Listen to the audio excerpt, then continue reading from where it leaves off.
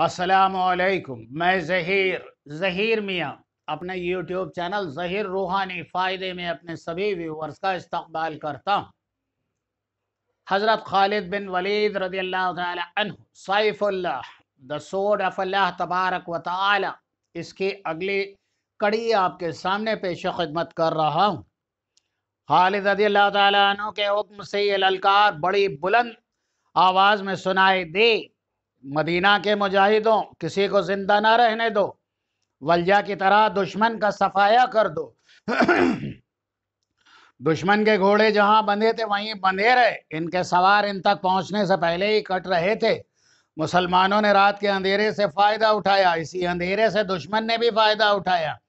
کئی آتش پرست اور عیسائی زندہ نکل گئے۔ ان کے اجتماع گاہ 1.5-2 میل کے رقبے میں پھیلی ہوئی تھی۔ حملہ 3 اطراف سے کیا گیا تھا۔ صبح کا اجالا صاف ہوا تو دشمن کو اتنی وسیع اور عریض خیمہ گاہ میں کوئی بھی لشکری زندہ نہ ملا۔ زندہ وہی رہے تھے جو مسلمانوں کے اس پھندے سے نکل گئے تھے۔ منظر بڑا ہی خوفناک اور ہیبت ناک تھا۔ جدھر نظر جاتی تھی ادھر سوائے لاشوں کے کچھ بھی نظر نہیں آتا تھا۔ لاشوں کے اوپر لاشیں پڑی تھیں، زخمی تڑپ تڑپ کر بے ہوش ہو رہے تھے۔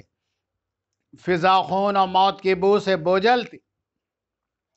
سالاروں کے خیمے دیکھے گئے، ان میں سامان وغیرہ پڑا تھا، شراب کی سراہیاں رکھی تھیں، ہر چیز ایسے پڑی تھی جیسے ان شاہانہ خیموں کے مکین ابھی ابھی نکل کے گئے ہوں اور واپس آئیں گے۔ کوئی سالار نظر نہ آیا۔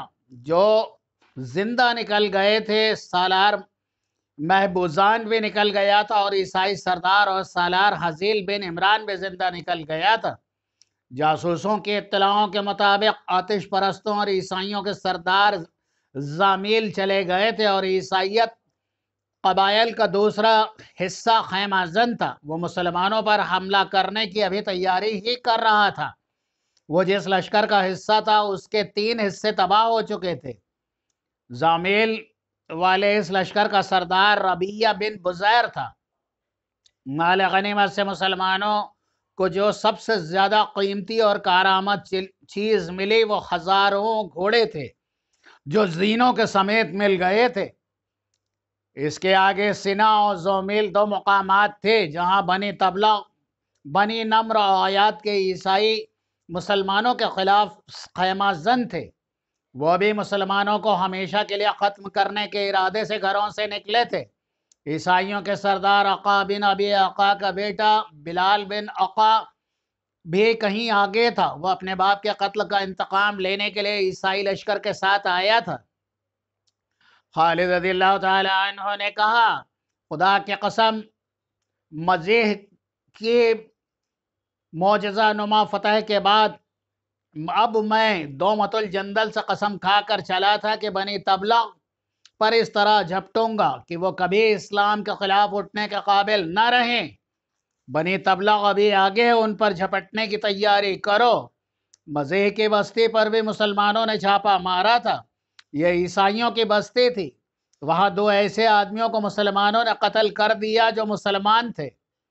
انہوں نے کسی وقت مدینے میں آ کر اسلام قبول کیا اور واپس اپنی بستی میں چلے گئے تھے۔ انہوں نے مسلمان مجاہدین نے انجانے میں عیسائی سمجھ کر قتل کر دیا۔ خالد رضی اللہ تعالی عنہ نے اتنی بڑی فتح کی خبر خلیفۃ المسلمین ابو بکر صدیق رضی اللہ تعالی عنہ کو مدینے بھیجی اور پیغام میں یہ اطلاع بھی دی کہ مجاہدین کے ہاتھوں عیسائیوں کی ایک بستی میں 2 مومن بھی غلطی سے مارے گئے ہیں۔ خلیفۃ المسلمین نے فتح کی خبر کے ساتھ ان 2 مسلمانوں کے قتل کی خبر کو بھی سب کو سنا دی۔ حضرت عمر رضی اللہ تعالی عنہ نے کہا: خالد رضی اللہ تعالی عنہ کہ اس کی سزا ملنا چاہیے، مسلمانوں کا خون معاف نہیں کیا جا سکتا۔ خلیفۃ المسلمین نے کہا: جو لوگ کفار کے ساتھ رہتے ہیں وہ اس صورتحال میں جو وہاں پیدا ہو گئی تھی مارے جا سکتے ہیں۔ اس قتل کے ذمہ دار خالد رضی اللہ تعالی عنہ نہیں ہے۔ خلافت مدینہ کی طرف سے دونوں مقتولین کے پسماندگان کو خون بہا ادا کیا جائے گا۔ ابو بکر صدیق رضی اللہ تعالیٰ عنہ نے فیصلہ سنایا اور یہ خون بہا اسی قاصد کے ہاتھ بھیج دیا جائے جو فتح کی خبر لایا ہے۔ لیکن عمر رضی اللہ تعالیٰ عنہ نے پھر سزا کی بات کی۔ خلیفۃ المسلمین نے گرج کر کہا، عمر، خالد واپس نہیں آئے گا، میں اس شمشیر کو نیام میں نہیں ڈال سکتا جسے اللہ نے کفار کے خلاف بے نیام کیا ہے۔ باہوالا تبری، باہوالا ابن حشام، باہوالا ابو سعید حسین ہیکل، مضیح کے میدان جنگ میں ہڈیاں اور کھوپڑیاں رہ گئی تھیں جو دور دور تک بکھری ہوئی تھیں۔ گدھ، گیدڑ، بھیڑیے، صحرائی لومڑیاں، گرگٹ، سانپ اور حشرت الارض ان ہڈیوں سے گوشت کھا گئے تھے۔ یہ آتش پرستوں کی اس جنگی قوت کی ہڈیاں تھیں جس نے عرب، عراق اور شام پر دہشت طاری کر رکھی تھی۔ ان میں ان عیسائیوں کی ہڈیاں بھی شامل تھیں جو فارس کی جنگی قوت میں اضافہ کرنے آئے تھے۔ یہ عیسائی اپنے سرداروں کے خون کا بدلہ لینے آئے تھے۔ اسے انہوں نے مذہبی جنگ بھی سمجھا تھا۔ وہ اسلام کے راستے میں حائل ہونے کے لیے آئے تھے۔ ان ہڈیوں میں ان کے ہاتھوں کی ہڈیاں بھی تھیں جنہوں نے حق پرستوں کو کاٹنے کے لیے نیاموں سے تلواریں باہر نکالی تھی۔ ان ہاتھوں میں برچھیاں بھی تھی، ان ہاتھوں میں گھوڑوں کی باگیں بھی تھی۔ وہ اس خوش فہمی میں مبتلا ہو کر آئے تھے کہ وہ ارض و سما کی طاقت انہی کے ہاتھوں میں ہے، اور وہ سمجھتے تھے کہ وہ جب گھوڑوں پر سوار ہوتے ہیں تو ان کے نیچے زمین کانپتی ہے، مگر اب وہ زمین جو کبھی کسی انسان اور اس کے گھوڑے کے بوجھ اور خوف سے نہیں کانپتی، اس کے نیچے سے نکل گئی تھی۔ زمین نے ان کے مردہ جسموں کو قبول کرنے سے بھی انکار کر دیا تھا۔ زمین تو حق پرستوں کے بوجھ اور رعب سے بھی نہیں کانپتی۔ اللہ کا فرمان قرآن مجید کی صورت میں مکمل ہو چکا تھا۔ اللہ کو وحدہ لا شریک ماننے والے اللہ کے اس فرمان سے آگاہ تھے کہ گردن کو کتنا ہی اکڑا لے، سر کو کتنا بھی اونچا کر لے تو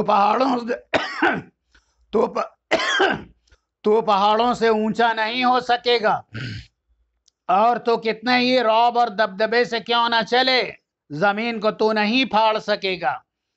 حق پرستوں کو اللہ کا یہ وعدہ بھی یاد تھا کہ تم میں 10 ایمان والے ہوئے تو 100 کفار پر غالب آئیں گے۔ یہ ایمان کی ہی قوت تھی کہ 10 ایمان والے 100 پر اور 20 200 پر غالب آئے تھے۔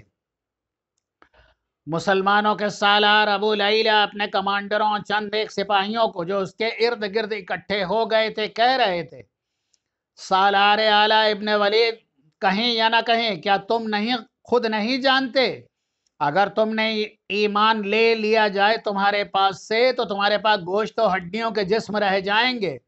کیا ہوگا ان جسموں کا اگر ایمان ہی نہ ہو؟ وہ ان کھوپڑیوں کو دیکھو، ان کے اوپر گوشت کھایا جا چکا ہے، ان کے اندر مغز موجود ہے، مگر یہ مغز اب سوچنے کی طاقت نہیں رکھتا، ان میں کیڑے داخل ہو چکے ہیں اور ان مغز کو خوراک بن کر کھا رہے ہیں۔ وہ ذرا اونچی جگہ پر کھڑے تھے، سب نے اس وسیع میدان کی طرف دیکھا جہاں کسریٰ کی فوج کا اور عیسائیوں کے لشکروں کا کیمپ تھا۔ 3 رات پہلے یہاں گہما گہمی تھی، سپاہی ناچ رہے تھے، ان کے سالار اور سردار خیموں میں شراب پی رہے تھے۔ مسلمانوں کا شب خون ان پر قیامت بن کر ٹوٹا تھا۔ اور اب دیکھو، سالار قعقاع بن عمرو اپنے ماتحتوں اور سپاہیوں سے کہہ رہے تھے، یہ ان کا انجام ہے جنہوں نے اللہ کو نہ مانا اور محمد صلی اللہ علیہ وآلہ وسلم کو اللہ کا رسول نہ مانا۔ انہوں نے اپنے خدا خود بنائے ہوئے تھے، ان کے سردار خداؤں کے ایلچی بن گئے تھے۔ فارس کے بادشاہ اللہ کے بندوں کو اپنے بندے سمجھتے تھے۔ سالار اعلیٰ ابن ولید نے کہا کہ مجاہدین کو بتاؤ کہ تمہیں اللہ تبارک و تعالیٰ دیکھ رہا ہے اور وہی ہے اجر دینے والا، اور اسی نے تمہارے جسموں میں اتنی طاقت بھر دی ہے کہ آرام کا ایک پل بھی نہیں ملتا۔ تمہارے جسم لڑ رہے ہوتے ہیں یا کوچ کر رہے ہوتے ہیں اور اگلے روز اگلی لڑائی کے لیے تیار ہوتے ہیں۔ یہ طاقت جسمانی نہیں، یہ طاقت روح کی طاقت ہے، یہ روحانی طاقت ہے، اور روح کو ایمان تقویت دیتا ہے۔ سالار اعلیٰ نے کہا، سب سے کہہ دو کہ تم زمین کے ملکیت پر لڑنے نہیں آئے ہو، تم کفر پر غالب آنے کے لیے لڑ رہے ہو۔ سالار زبرقان اپنے دستوں کے کمانڈروں سے کہہ رہے تھے، ابن ولید نے کہا ہے کہ ان جسموں کو انسان ایمان سے اور پاک عزم سے خالی کر دو تو ابھی گر پڑو گے، جسم روحوں سے خالی ہو جائے گی۔ جسم تو لڑائیاں لڑ کر ہی ختم ہو گئے تھے، اب تمہاری روحیں جنگ لڑ رہی ہیں۔ سالار عائدی رضی اللہ تعالی عنہ، عائدی بن حاتم بھی اپنے دستوں کے سالار اعلیٰ خالد رضی اللہ تعالی عنہ کا یہی پیغام سنا رہے تھے۔ سالار عاصم بن عمرو جو سالار قوقع بن عمرو کے بڑے بھائی تھے، اپنے مجاہدین کے ساتھ یہی باتیں کر رہے تھے۔ خالد رضی اللہ تعالی عنہ نے اپنے تمام سالاروں سے کہا تھا کہ مجاہدین کے جسم لڑنے کے قابل نہیں رہے، یہ عزم کی پختگی کا کرشمہ ہے کہ شل اور چور جسموں سے بھی میدان میں یہ تازہ دم نظر آتے ہیں۔ خالد رضی اللہ تعالی عنہ نے سالاروں سے کہا تھا کہ ان کے حوصلوں اور جذبے کو قائم رکھنا بہت ضروری ہے۔ خالد رضی اللہ تعالی عنہ نے کہا، دشمن کے پاؤں اکھڑے ہوئے ہیں، اسے سنبھلنے کی مہلت مل گئی تو یہ ہمارے لیے خطرناک ثابت ہو سکتی ہے۔ میرے رفیقوں، جس طرح اللہ تبارک و تعالی نے ہمیں فتح پہ فتح عطا فرمائی ہے، یہ فتوحات بھی خطرناک ثابت ہو سکتی ہیں، اور ہمارا لشکر یہ نہ سمجھ لے کہ ہمیں شکست ہو ہی نہیں سکتی۔ انہیں بتاؤ کہ انہیں دشمن پر ہر میدان میں غالب کرنے والی ذات صرف اللہ تبارک و تعالی کی ہے۔ اس کی ذات باری کو دل سے نہ نکالیں اور تکبر سے بچیں۔ مدینے کے مجاہدین کا حوصلہ تو بھاگتے دشمن کو میدان جنگ میں اس کے زخمیوں کو تڑپتا اور لاشوں کو سرد ہوتا دیکھ کر تر و تازہ ہو جاتا تھا، لیکن وہ آخر انسان تھے اور انسان کوتاہی کا مرتکب بھی ہو سکتا ہے، اپنا سر تکبر و غرور سے اونچا بھی کر سکتا ہے۔ خالد رضی اللہ تعالیٰ عنہ اس خطرے کو محسوس کر رہے تھے۔ انہوں نے کفار پر اپنی دہشت طاری کر کے انہیں نفسیاتی لحاظ سے بہت کمزور کر دیا تھا، لیکن ان مورخین کے مطابق جو جنگی امور کو سمجھتے تھے، خالد رضی اللہ تعالیٰ عنہ کو یہ خطرہ نظر آ رہا تھا کہ ان کے سپاہ اس مقام تک نہ پہنچ جائے کہ یہاں یکے بعد دیگرے کئی فتوحات کے بعد دشمن کے دباؤ سے تھوڑا سا بھی پیچھے ہٹنا پڑے یا سپاہی بالکل ہی پسپا ہو جائے۔ اس خطرے نے انہیں پریشان سا کر رکھا تھا۔ انہوں نے یہ سوچا ہی نہیں کہ اپنے لشکر کو آرام کے لیے کچھ اور دن دیں۔ وہ ایسی جنگی چالیں سوچ رہے تھے جن سے دشمن کو بے خبری میں جا کے دبوچا جا سکے۔ ایک چال خالد رضی اللہ تعالی عنہ مزیح میں آزما چکے تھے اور یہ کامیاب بھی رہی تھی۔ یہ تھا شب خون۔ پورے لشکر میں دشمن کے خیمہ گاہ تک پہنچنا آسان کام نہیں تھا۔ اس وقت دشمن کا لشکر دو مقامات پر جمع تھا، ایک زومیل تھا اور دوسرا سنا۔ انہی دو مقامات کے متعلق اطلاع ملی تھی کہ آتش پرستوں اور عیسائیوں کے لشکر جمع ہیں۔ اب حسید کا بھاگا ہوا لشکر بھی وہاں جا پہنچا تھا۔ مزیح سے دشمن کی جو نفری بچ نکلی تھی وہ بھی انہی دو مقامات پر چلی گئی تھی۔ اس شکست خوردہ نفری نے سنا اور زومیل میں جا کر دہشت پھیلا دی۔ وہاں سردار اور سالار بھی تھے۔ انہیں بہت مشکل پیش آئی۔ جذبے کے لحاظ سے لشکر لڑنے کے قابل نہیں تھا، جسمانی لحاظ سے لشکر تازہ دم تھا۔ سنا میں ان کی عورتیں بھی تھیں اور بچے بھی تھے۔ عورتوں نے مردوں کو بزدلی اور بےغیرتی کے طعنے دیا اور انہیں لڑنے کے لیے آمادہ کیا۔ ان دو مقامات پر جنگ کی تیاریوں کا منظر جنگ جیسا ہی تھا۔ سوار اور پیادے تیغ زنی کے مشق صبح سے شام تک کرنے لگے۔ سوار دستوں کو حملہ کرنے اور حملہ روکنے کی مشقیں کرائی جانے لگیں۔ اس وقت تک کسریٰ کے سالاروں اور ان کے اتحادی عیسائیوں کے سردار خالد رضی اللہ تعالیٰ عنہ کی جنگی چالیں سمجھ چکے تھے۔ عیسائیوں کے ایک قبیلے کے سردار ربیعہ بن بزیر کہہ رہا تھا، لیکن چالیں سمجھنے سے کیا ہوتا ہے، دل کو ذرا مضبوط رکھیں تو ان تھوڑے سے مسلمانوں کو کچلنا کوئی مشکل نہیں۔ اس کے پاس عیسائیوں کے بڑے سردار عقا بن عقا کا بیٹا بلال بن عقا بیٹھا ہوا تھا۔ عقا بن عقا سرداروں میں سرکردہ سردار تھا۔ اس نے للکار کر کہا تھا کہ وہ خالد رضی اللہ تعالی عنہ کا سر کاٹ کر لائے گا، مگر عین التمر کے معرکے میں وہ پکڑا گیا۔ اس سے پہلے خالد رضی اللہ تعالیٰ عنہ نے قسم کھائی تھی کہ وہ آقا کو زندہ پکڑیں گے۔ خالد رضی اللہ تعالیٰ عنہ کی قسم پوری ہو گئی اور انہوں نے آقا کا سر اپنی تلوار سے کاٹا تھا۔ بلال آقا کا جوان بیٹا تھا جو اپنے باپ کے خون کا بدلہ لینے آیا تھا۔ اس نے اپنے سردار ربیہ کی بات سن کر کہا، ابن بزیر، میں اپنے باپ کے سر کے بدلے خالد رضی اللہ تعالیٰ عنہ کا سر لینے آیا ہوں۔ ربیہ بن بزیر نے کہا، ایک نہیں ہم پر ہزاروں سر کا قرض چڑھ گیا ہے۔ وہ کچھ دیر باتیں کرتے رہے، پھر بلال بن عقا چلا گیا۔ رات کا وقت تھا، رات سرد و تاریک تھی، مہینہ نومبر کا تھا۔ اسی شام رمضان کا چاند نظر آیا تھا۔ بلال باہر جا کر رک گیا۔ وہ اپنے لشکر کے خیموں سے کچھ دور تھا۔ اسے ایک طرف سے اپنی طرف کوئی آتا نظر آیا۔ نیا چاند کبھی بھی ڈوب چکا تھا۔ تاریک رات میں چلتے پھرتے انسان متحرک سائے لگتے تھے۔ سایہ جو بلال کی طرف آ رہا تھا قریب آیا تو بلال نے دیکھا وہ کوئی آدمی نہیں، عورت ہے۔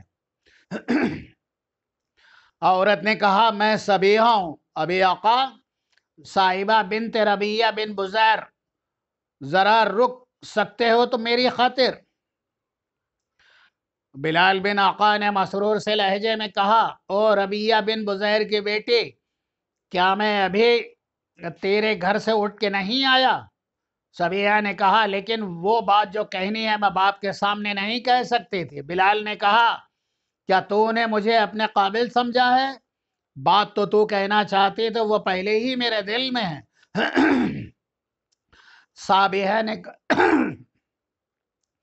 صابیہ نے کہا، پہلے میری بات سن لے، غلط نہ سمجھ ابن عقا، مجھے بتا کہ مجھ سے زیادہ خوبصورت لڑکی تو نے کبھی دیکھی ہے؟ نہیں بنت ربیہ۔ صابیہ نے کہا، کبھی مدائن گیا ہے تو؟ گیا ہوں، سنا ہے فارس کی لڑکیاں بہت خوبصورت ہوتی۔ صابیہ نے کہا، کیا وہ مجھ سے زیادہ خوبصورت ہیں؟ بلال نے پوچھا، کیا یہ اچھا نہیں ہوگا کہ تو وہ بات کہہ دے جو تیرے دل میں ہے؟ میں نے تجھ سے زیادہ کسی لڑکی کو کبھی حسین نہ سمجھا۔ میں تجھے تیرے باپ سے مانگنا چاہتا تھا، میں نہیں جانتا تھا کہ تیرے دل میں پہلے سے میری محبت پیدا ہو چکی ہے۔ صابیہ نے کہا، محبت تو اب بھی پیدا نہیں ہوئی، میں کسی اور کو چاہتی ہوں، آج سے نہیں اس دن سے چاہتا ہوں اس دن سے چاہتی ہوں اسے جس دن میں نے محسوس کیا تھا کہ میں بڑی ہونے لگی ہوں اور جوانی ایک ساتھی کا مطالبہ کرتی ہے۔ پھر مجھے کیا کہنے آئی ہے تو؟ صابیحہ نے کہا، یہ کہ میں اسے اپنے قابل سمجھنا چھوڑ دیا ہے۔ مرد کی طاقت عورت کے جسم کے لیے ہی نہیں ہوتی، وہ طاقتور اور خوبصورت آدمی ہے۔ وہ جب گھوڑے پر بیٹھتا ہے تو مجھے اور زیادہ خوبصورت لگتا ہے۔ پھر کیا ہوا اسے؟ صابیہ نے کہا، وہ بزدل نکلا، وہ لڑائیوں میں سے بھاگ کر آیا ہے، دونوں بار اسے خراش تک نہیں آئی تھی، مجھے شک ہے کہ وہ لڑے بغیر بھاگ آتا ہے۔ وہ میرے پاس آیا تھا، میں نے اس سے کہہ دیا ہے کہ وہ مجھے بھول جائے، میں کسی بزدل کی بیوی نہیں بن سکتی۔ اس نے میرے باپ کو بتایا تو باپ نے مجھے کہا کہ میں اس کی بیوی بننے والی ہوں۔ میں نے باپ سے بھی کہہ دیا کہ میں میدان سے بھاگے ہوئے کسی بھی شخص کی بیوی نہیں بننا چاہتی۔ میں نے باپ سے یہ بھی کہا کہ مجھے اس شخص کی بیوی بننا ہے جو تو اس کو میری لاش کو اس کے حوالے کر دو۔ بلال نے پوچھا، کیا تم اب میری بہادری آزمانا چاہتی ہو؟ صابیہ نے جواب دیا، ہاں، اور اس کا انعام دیکھ، اتنا حسین جسم تجھے کہاں ملے گا؟ بلال نے کہا، کہیں نہیں، لیکن میں ایک کام کا وعدہ نہیں کروں گا۔ ہمارے سردار اور ہمارے قبیلے کے جوشیلے جوان یہ اعلان کر کے مسلمانوں کے خلاف لڑنے جاتے ہیں کہ مسلمانوں کے سالار خالد رضی اللہ تعالی عنہ کا سر کاٹ کر لائیں گے، مگر خود کٹ جاتے ہیں یا بھاگ آتے ہیں۔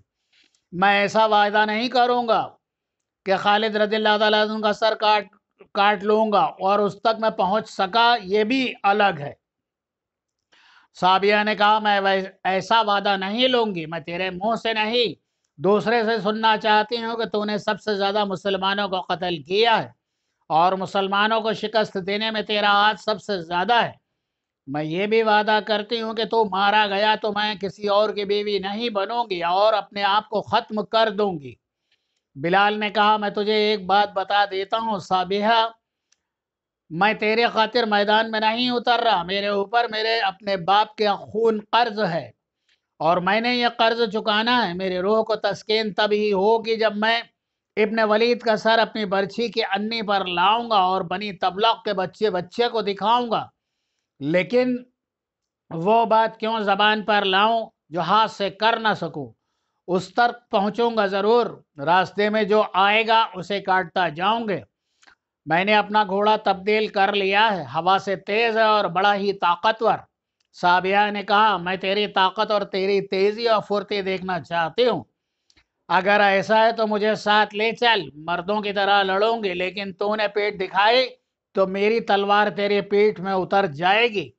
بلال نے کہا میں تجھے مال غنیمت میں مسلمانوں کے حوالے کرنا نہیں چاہتا، اور یہ بھی سن لے صابیہ، تیرا باپ عقا بن ابقا کی یہی عہد کر کے گیا تھا کہ وہ خالد رضی اللہ تعالی عنہ کے خون میں نہلا کر آئے گا، مگر اس نے ہتھیار ڈال کر اپنے آپ کو مسلمانوں کے حوالے کر دیا۔ معلوم نہیں مسلمانوں کو کس نے بتا دیا کہ یہ شخص ابن ولید کا خون بہانے کا عہد کر کے آیا ہے۔ ابن ولید نے میرے باپ کو قیدیوں سے الگ کیا اور سب کے سامنے اپنی تلوار سے اس کا سر کاٹ ڈالا۔ میں تجھے بھی یہی کہتا ہوں کہ وہ بات نہ کہوں جو تو کر نہیں سکتی۔ میں تجھے ایک بات کہنا چاہتی ہوں جو تجھے اچھی نہیں لگے گی۔ صابیہ نے کہا اگر اب میرے قبیلے نے میدان ہار دیا تو میں اپنے آپ کو مسلمانوں کے حوالے کر دوں گی اور ان سے میں کہوں گی کہ میں اس کی بیوی بننا چاہتی ہوں جو سب سے زیادہ بہادر ہے۔ بلال بن عقا نے کہا ہم اس کوشش میں اپنی جان لڑا دیں کہ مسلمان ہماری عورتوں تک نہ پہنچ سکیں، لیکن کوئی نہیں بتا سکتا کہ کیا ہوگا۔ ایک طرف تیرے دل میں مسلمانوں کی دشمنی ہے اور دوسری طرف تم اپنے باپ کو دوسری طرف اپنے آپ کو مسلمانوں کے حوالے کرنے کی بات کرتے ہو۔ صابیہ نے کہا میں یہ باتیں اس لیے کرتی ہوں کہ میرے دل میں کچھ شک اور شبہ پیدا ہوتے جا رہے ہیں۔ مجھے ایسا محسوس ہونے لگا ہے جیسے مذہب مسلمانوں کا ہی سچا ہے۔ اتنی تھوڑی تعداد میں وہ فارس کے اور ہمارے تمام قبیلوں کے لشکروں کو ہر میدان میں شکست دیتے چلے آ رہے ہیں، تو اس کی وجہ اس کے سوا کیا ہو سکتی ہے کہ انہیں کسی غیبی طاقت کی مدد حاصل ہے۔ اگر یسوع مسیح خدا کے بیٹے ہوتے تو کیا خدا اپنے بیٹے کی امت کو اس طرح ذلیل و خوار کرتا؟ مجھے بتانا والا کوئی نہیں ہے کہ مسلمان اسے خدا کو اللہ کہتے ہیں یا اللہ کوئی اور ہے۔ ایسی باتیں منہ سے نہ نکالو صابیہ، بلال نے جھنجلا کر کہا تم بڑے سردار کے بیٹے ہو، اپنے مذہب پر ایسا شک نہ کرو کہ اس کی سزا ہم سب کو ملے۔ صابیہ نے کہا میں مجبور ہوں ابن عقا، میری ذات سے کچھ آوازیں سی اٹھتی ہیں، کبھی خیال آتا ہے جیسے میں اپنے قبیلے اور اپنے گھر میں اجنبی ہوں، ایسا لگتا ہے جیسے میں کہیں اور کی رہنے والی ہوں۔ میں نہیں سمجھتی بلال، میں جو کہتی ہوں وہ کرو، پھر میں تمہاری ہوں۔ بلال نے کہا ایسا ہی ہوگا صابیہ، میں اگر زندہ واپس آیا تو فتح ہو کر آؤں گا، اگر مارا گیا تو واپس آنے والوں سے پوچھ لینا کہ میں نے مرنے سے پہلے کتنے مسلمانوں کو قتل کیا۔ بلال سنا کی رات کی تاریکی میں غائب ہو گیا۔ صابیہ بنت ربیہ بن بزیر وہیں کھڑے بلال کو سائے کی طرح رات کی تاریکی میں تحلیل ہوتے دیکھتی رہی۔ 3 یا 4 راتیں ہی گزرے تھیں۔ سنا کے خیمہ گاہ اور عیسائیوں کی بستی تاریکی میں ڈوبی ہوئی تھی۔ رمضان 12 ہجری کا تیسرا یا چوتھا چاند ابھی افق میں اتر چکا تھا۔ انسانوں کا ایک سیلاب سنا کی طرف بڑھا آ رہا تھا۔ یہ مدینے کے مجاہدین کی فوج تھی جو سیلاب کہنے کے قابل نہیں تھی، کیونکہ ان کی تعداد 15-16 ہزار کے درمیان تھی اور دشمن کی نفری 3-4 گنا زیادہ تھی۔ خالد رضی اللہ تعالیٰ عنہ نے سنا پر بھی مزیح والا داؤں آزمانے کا فیصلہ کیا تھا۔ انہوں نے اپنے مجاہدینوں سے کہا تھا کہ دشمن کو اور اپنے آپ کو بھی مہلت دینا خطرناک ہوگا۔ اللہ تبارک و تعالی ہمارے ساتھ ہے، فتح اور شکست اللہ کے اختیار میں ہے، ہم اسی کے ذات باری کے نام پر کفر کی آگ میں کودے ہیں۔ خالد رضی اللہ تعالیٰ عنہ نے اور بھی بہت کچھ کہا تھا۔ مجاہدین کے انداز میں جوش و خروش پہلے والا ہی تھا، جسموں میں البتہ وہ دمخم نہیں رہا تھا، لیکن عزم روز اول کی طرح زندہ و پائندہ تھا۔ جیسا کہ پہلے کہا گیا ہے کہ 15-16 ہزار کے لشکر سے دشمن پر شب خون مارنا اس لیے خطرناک ہوتا ہے کہ خاموشی برقرار نہیں رکھی جا سکتی اور دشمن قبل از وقت بیدار ہو جاتا ہے، اس میں دشمن کی گھات کا خطرہ بھی ہوتا ہے۔ خالد رضی اللہ تعالیٰ عنہ نے ان خطروں سے نپٹنے کا یہ اہتمام کر رکھا تھا کہ پہلے شب خون کی طرح اب کے بھی انہوں نے لشکر کے 3 حصوں میں تقسیم کر لیے، اور سالار بھی وہی تھے جنہوں نے پہلے شب خون کا تجربہ حاصل کیا تھا۔ اب جاسوسوں نے انہیں دشمن کے قیام کی جو اطلاعیں دی تھی، ان کے مطابق مدائن کی فوج اور عیسائیوں کا لشکر ایک ہی خیمہ گاہ میں نہیں تھے۔ خیمہ گاہ میں صرف مدائن کی فوج تھی اور عیسائی اپنی بستیوں میں تھے۔ یہ بنی تبلغ کی بستیاں تھیں۔ جاسوسوں نے ان بستیوں کے محل وقوع بتا دیے تھے۔ خالد رضی اللہ تعالیٰ عنہ نے اپنی فوج کے ایک حصے کی کمان سالار قعقاع رضی اللہ تعالیٰ عنہ کو، دوسرے حصے کی کمان سالار ابو العیلہ کو دی تھی، تیسرا حصہ اپنی کمان میں رکھا تھا۔ انہوں نے قعقاع اور ابو العیلہ کے عیسائی قبیلے بنی تبلغ کی بستیوں پر شب خون مارنے کے لیے بھیجا اور اپنے حصے کو ان کے پیچھے رکھا، اور پیچھے رہنے کی وجہ یہ تھی کہ خالد رضی اللہ تعالی عنہ کو خیمہ گاہ پر شب خون مارنا تھا جو بستیوں کی نسبت ذرا قریب تھا۔ تینوں حصوں کو بیک وقت حملہ کرنا تھا۔ مورخین نے لکھا ہے کہ خالد رضی اللہ تعالی عنہ نے حکم دیا تھا کہ کسی عورت اور کسی بچے پر ہاتھ نہ اٹھایا جائے۔ کفار کو مزیح کے مقام پر مسلمانوں کے ایک شب خون کا بڑا ہی تلخ تجربہ ہو چکا تھا۔ انہوں نے سنا کے خیمہ گاہ کے ارد گرد پہرے کا بڑا سخت انتظام کر رکھا تھا۔ گشتی پہرے کا انتظام بھی تھا۔ 4 گھڑ سوار خیمہ گاہ سے دور دور تک گشت کرتے تھے۔ مسلمان جاسوسوں نے خالد رضی اللہ تعالیٰ عنہ کو اس انتظام کی اطلاع بھی دے دی تھی۔ خالد رضی اللہ تعالیٰ عنہ نے اس انتظام کو بیکار کرنے کا بندوبست کر دیا تھا۔ سینا سے کچھ دور خالد رضی اللہ تعالیٰ عنہ کی فوج پہلے سے طے کیے ہوئے منصوبے کے مطابق رکے۔ اسے آگے کی اطلاع کے مطابق بڑھنا تھا۔ چند ایک شتر سوار جو مسنا بن حارثہ کے آزمائے ہوئے چھاپا مار تھے آگے چلے گئے تھے۔ وہ اونٹوں کے قافلے کی صورت میں جا رہے تھے۔ وہ سینا کے خیمہ گاہ سے ابھی دور ہی تھے کہ انہیں کسی نے للکارا۔ وہ رک گئے اور اپنی طرف آتے ہوئے گھوڑوں کی ٹاپ سنائی دینے لگی۔ 4 گھوڑے ان کے پاس آ کر رکے۔ ایک گھڑ سوار نے پوچھا، کون ہو تم لوگ؟ ایک شتر سوار نے ڈرے ہوئے لہجے میں جواب دیا، مسافر ہیں، اور کسی بستی کا نام لے کر کہا کہ ہم وہاں جا رہے ہیں۔ شتر سوار 8-10 تھے۔ ان میں سے ایک تو گھڑ سوار کو بتا رہا تھا کہ وہ کہاں سے آئے ہیں اور کہاں جا رہے ہیں۔